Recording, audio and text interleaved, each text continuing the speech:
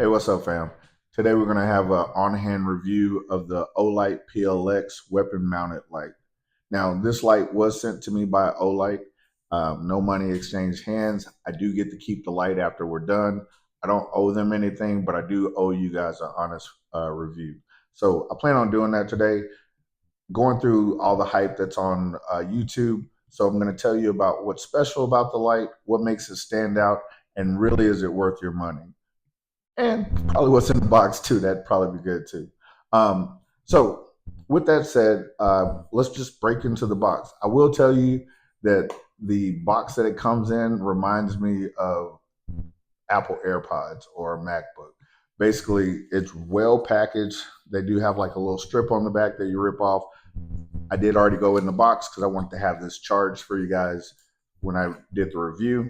So inside the box, you have a tab. I want to make sure I pull this out on the table because there's something on both sides of the box. You do have your light here, which they put a nice cover over it so you don't accidentally turn on the light. Upon first fill, you'll notice it has a metal casing all the way around it. Really nice, sturdy. I would tell you that this is meant for everyday use, heavy duty use, which some lights you pull out of the packaging and it's meant for display, not to actually go on your weapon. So I look forward to actually putting this on. Some of the features on this is you'll have ambidextrous push buttons where you can push down to turn on the light as well as push in. And then there's other features as well. So you can actually hit twice and that will put you in a low light setting, or hit it twice again, highlight setting. And then there's a little actuator knob over here where you can push down and that will turn into your spotlight, and up. Hold on, let me make sure I do that for you. So I'm not gonna blind myself. Let me turn that off. Down would be your floodlight, and then up would be your spotlight. I don't want to shine this directly into the camera, so maybe I'll figure out a way to aim this at you guys without giving you a seizure, because I know I wouldn't want to do it. Plus, like, I don't know, like watching videos where guys are shining lights in your face makes you want to turn it off. All right. Another thing is, so you can do low light setting and both the spotlight as well as the floodlight. This thing is extremely bright. And if I'm being honest with you, when I was putting it on my guns earlier, accidentally shining it in my face, and I felt like one, an idiot, but I was also completely taken off guard by it. So I would say if you had an intruder coming in your home and you needed to spot them with the light real quick, they are gonna see stars. Basically, is the best way for me to say it. So besides feeling like an idiot, I will tell you that this is highly effective when used properly. So kids, don't play with this at home. Don't shine it in your face. But you might annoy your wife when you keep lighting up the house when it's dark. So I will say that that's one of the perks. A couple other things in here is you do have basically this connection piece where you can switch out. It's meant for different guns. So you have your 1911s, your Glock takes the smaller ones. And then not only that, you do have this tactile adjustment on the bottom that changes like 4 different positions, depending upon where your Picatinny matches up. And then you can also turn this a complete 180 degree. So if you have a smaller rail system, or your trigger guard doesn't stick out as far, it does allow you to come back and adjust that as well. On the bottom, there is a USB port where you can use a USB-C charging port. I will say some people don't like the charging. They rather have the batteries. But to be fair, you charge your phone, you charge your Apple Watch, you can charge this. It only takes 2 hours to get a full charge. And I think it lasts up to like 145 or 150 minutes. Don't quote me exactly on that. But that's a pretty long time. And you don't ever have to worry about not having a battery with you if you ever need your light. Some of the other features on this that I really like this time is Olight got rid of the latching system, which was kind of bulky, stuck out on both sides of the weapon. This is slides right on your Picatinny and tightens down by a tool. There it goes again. I accidentally actuated it. By a tool inside the box. and you can make sure that it's secure on there. I put it on several different weapons, which I'll probably cut in right here. And as I do a voiceover, it fits your compacts, your long guns, your Glocks, your staccatos, MMP, um, FN. So a lot of different variety. With the modularity, I think that you can put it on basically almost any gun. I'm not gonna lie, I did struggle on one of my compacts, which was a Springfield. No, it was a Springfield XD that I struggled on. So what I did was I took this little adapter out and then tightened it down just fine. I will tell you that it was snug. It didn't move. I didn't shoot with the light on there, but I will say that I did feel comfortable if I were to use that light on that weapon. The other thing that I would call out if you plan on buying this is they are releasing, I think 6 companies right now make a holster for it. So there is a limited amount. It may fit in some of your Safari Lands or some of the other holsters that will take the TLR7, which is this one. But even with that, I would say use it at your own caution, just because I would want a holster that's directly mounted for this light. That way it's an easy draw. It doesn't snag on anything. You're not accidentally actuating the light. And then again, who doesn't like to buy stuff for guns, right? Like I'm always buying stuff. So I will tell you that just make sure you get the right holster for it. I want to show you guys what it looks like on the actual gun. So give me 1 second. No, YouTube doesn't like this part, but I'm going to do it anyway because.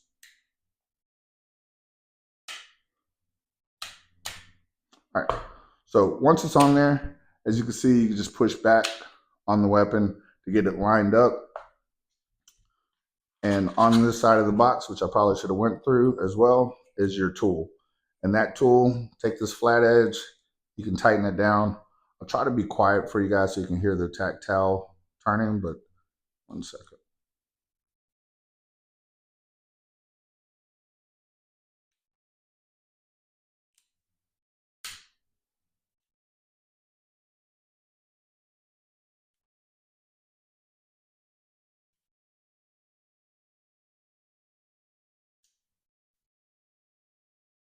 All right.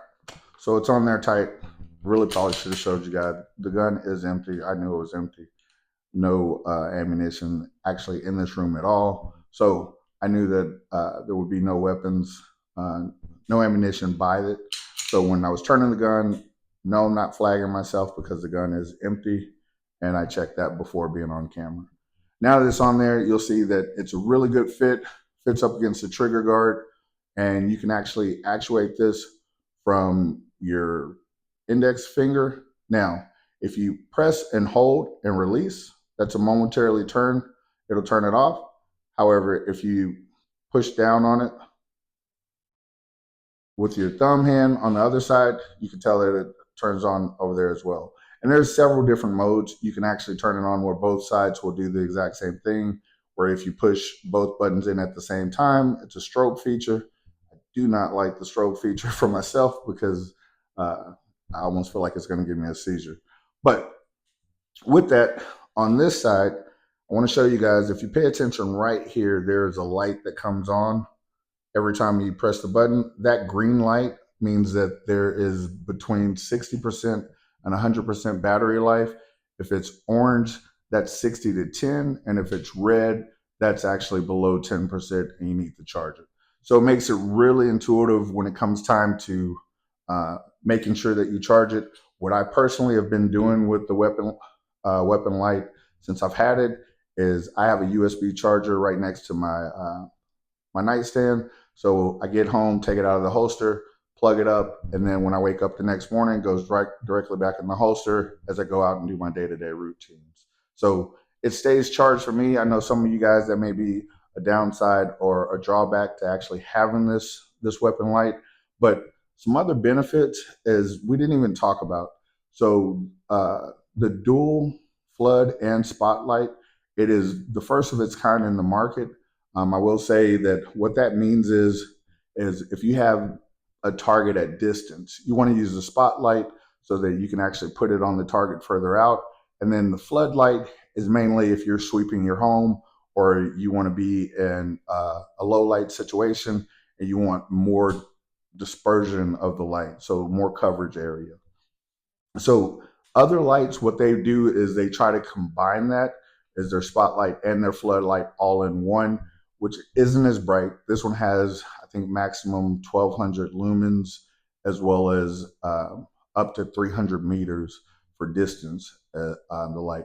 And I'll try to show you a couple of clips of that as well on the outside here without blinding myself. And again, I'm not flagging myself. That is your spotlight. And again, if you wanted to see the floodlight, there's the floodlight. And those are both in high settings. This room is extremely bright right now. You can tell on my wall back here, it's pretty bright. So if I wanted to go into the low settings,